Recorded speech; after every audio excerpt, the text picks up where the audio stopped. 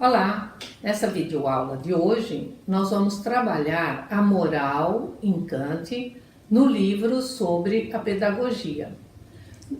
Nós vamos verificar que Kant aborda tanto a ideia da moral como a ideia da moralidade. E vamos clarear estas ideias buscando as referências que o Kant faz no livro que nós estamos trabalhando. Vamos explorar então um pouco as ideias nas passagens da obra. Kant escreve: o homem deve, antes de tudo, desenvolver suas disposições para o bem. Ele diz: a providência não as colocou nele prontas. São simples disposições, sem a marca distintiva da moral. O que Kant pontua nisso é que a moral possui uma marca que a distingue e que orienta o desenvolvimento da disposição do homem para o bem. É importante verificarmos que neste trecho, embora Kant entenda que a moral seja uma disposição natural do homem, ele assinala que ela não é um instinto e, por isso, precisa ser desenvolvida pelo processo da educação, para que o homem produza em si mesmo a moralidade. Para Kant, esta deve ser a preocupação central da educação e ser tomado como núcleo da ação pedagógica. Ao trabalhar a interação entre educação e moral, é interessante chamar a atenção para a atualidade do que Kant propõe nesta passagem. Aspas. Não se deve educar as crianças segundo o presente estado da espécie humana, mas segundo um estágio melhor, possível no futuro. Isto é, segundo a ideia de humanidade e da sua inteira destinação. Em outra passagem enfática do texto do nosso livro, relacionado com a moral e a educação, o Kant diz: tornar-se melhor, educar-se e, quando se é mal, produzir em si a moralidade. Eis o dever do homem.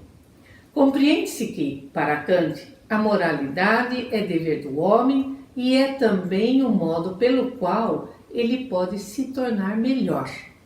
Podemos então verificar que para Kant a educação tem um objetivo claro: a produção da moralidade no homem para o desenvolvimento da sua própria humanidade. A questão da moral é, assim, a condição da humanidade e da felicidade do homem. Isso fica claro na passagem onde Kant diz: de fato, como poderíamos tornar os homens felizes se não os tornamos morais e sábios? Ao mencionar os deveres da educação, Kant diz que a educação deve, por fim, cuidar da moralização. Afirma que, na verdade, não basta que o homem seja capaz de toda sorte de fins. Convém também que ele consiga a disposição de escolher apenas os bons fins. Bons fins para Kant. O que é? Nas suas palavras, vamos trazer aqui, ele diz: os bons fins são aqueles fins aprovados necessariamente por todos e que podem ser, ao mesmo tempo, os fins de cada um. Reparem que não se apresenta como oposição de cada um a todos, mas, pelo contrário, é, ao mesmo tempo, de todos e de cada um. Kant afirma que este dever é o mais importante e que é, de modo geral, descuidado, pois nós só ensinamos às crianças aquilo que julgamos essencial, particularmente os conteúdos, o desenvolvimento intelectual, e deixamos a moral para um pregador religioso. Kant adverte: não, a moral é um núcleo essencial do processo da educação. Ele enxergava sua sociedade como uma sociedade com boa evolução, mas afirmava: vivemos em uma época de disciplina, de cultura e de civilização, mas ela ainda não é a da verdadeira moralidade. Será que hoje nós podemos dizer que estamos vivendo numa sociedade com verdadeira moralidade?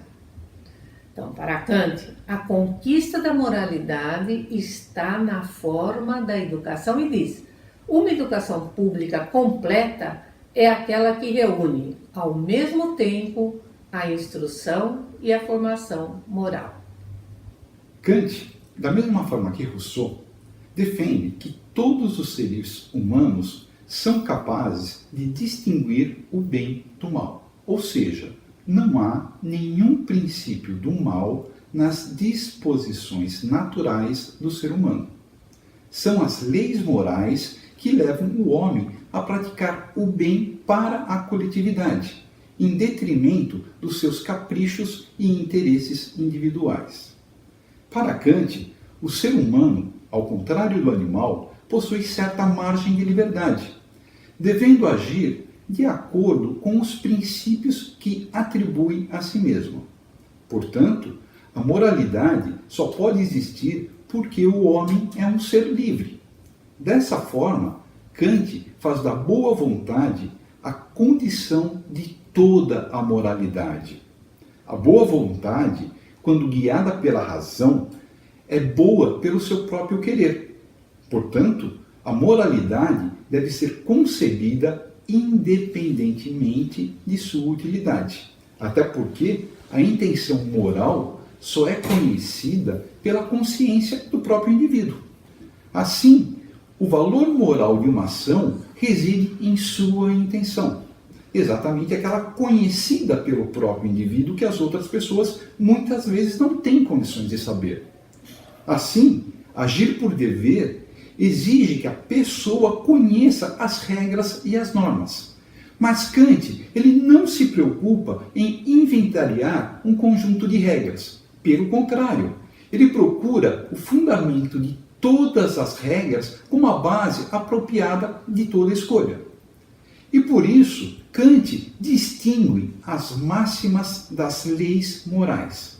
As máximas são os princípios subjetivos da ação, isto é, aqueles princípios concretos segundo os quais agimos.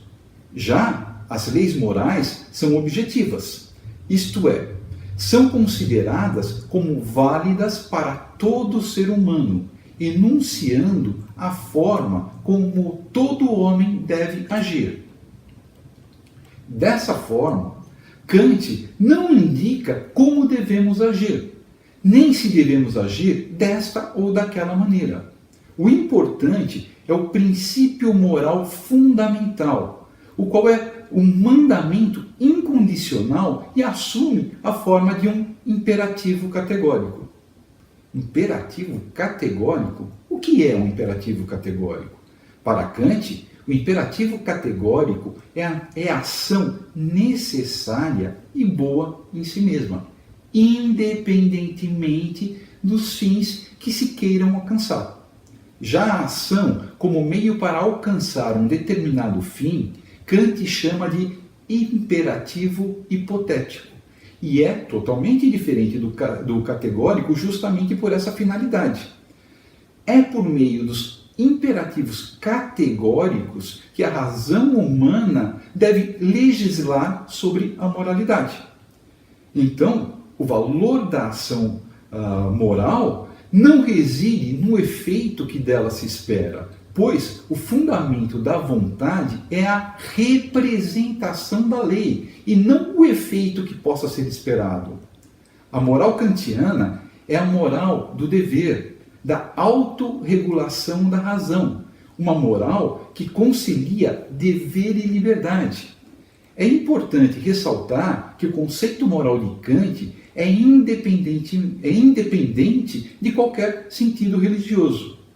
Retomando a questão da liberdade, Kant afirma que a liberdade humana deve ser o fundamento de nossas ações e princípios de vida. Portanto, a liberdade é parte essencial da prática moral. E como a lei moral tem origem na razão, cada indivíduo deve ser responsável pelo que faz. Enfim, a moralidade pressupõe a autonomia da vontade, a qual deve partir da liberdade.